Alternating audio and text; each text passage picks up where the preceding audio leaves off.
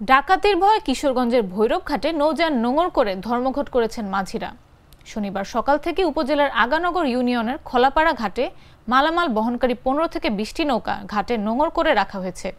ঘাটে নোঙর করা নৌকা ও বালখেটের মাঝিরা অভিযোগ করে জানান, ঘাট থেকে ব্রাহ্মণবাড়িয়া, হবিগঞ্জ ও সুনামগঞ্জের তাহিরপুর, বাদাঘাট, বিশম্ভপুর এলাকায় বিভিন্ন মালামাল নিয়ে 30 থেকে 40 নৌকা ও কার্গো চলাচল করে। শনিবার ভোরে সুনামগঞ্জের তাহিরপুর, বাদাঘাটের দিকে মালবাহী 15 থেকে 20টি নৌকা ও কার্গো যাত্রা শুরু করে। যাত্রাপথে বাজিতপুর উপজেলা পাটুলি ঘাটে যাওয়ার পর একদল ডাকাত 2টি বালখেট আটকে তেলের ড্রাম, সিগারেট সহ প্রায় 50 থেকে 60 লাখ টাকার মালামাল লুট করে নিয়ে যান। এ সময় কয়েকজন আহত হয়েছেন। দিঘির পার এখানে রাত্রে 11টার দিকে গেছি, পরে দিঘির পারের লোক 100-200 লোক নৌকা লই আইছে, আমরা হামলা দিয়া নৌকারে পারে বেরাইছে। ওখানে সেটা বললাম টলম নিয়ে আমাদের নাওয়ার থেকে এক ড্রাম সোয়াবিন, 3-4 কার্টন সিগারেট, সোয়াবিনের কার্টন 20টা, এরপর আপনার নারকেল তেলের টিন, আরো মারধর করছে আমাদের, অনেকের মাথা উড়া ফাড়াইছে বা অনেকের লুল দিয়ে বাইরেছে। পরে কিছুদিন যাবত যে কাম আরম্ভ হয়েছে বাজিতপুরের দিঘির পার সাপুর লুয়াশিরা যে কাম করা শুরু করছে, ওখানে আন্ডার নেওয়ার বাকিগুলো মনে করেন যে ডরে নেওয়া যাইতেছে না।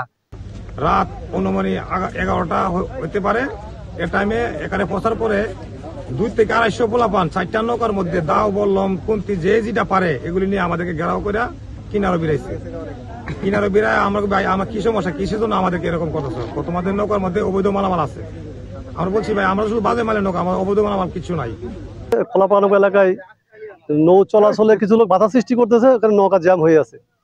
তো সংবাদের ভিত্তিতে আমরা এখানে আসি এবং দুবাজল পার্টিও আসি। এখানে এসে দুবাজল পার্টি এবং আমরা উভয় মিলে এখানকার রাস্তাটা আমরা ক্লিয়ার করে দিই।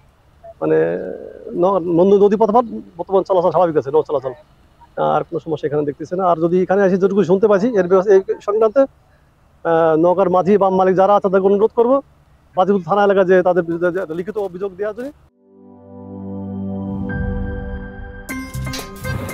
আমার একটা স্মার্ট সিদ্ধান্তে 25% গ্যাসের খরচ কমেছে। ভাবছেন কিভাবে?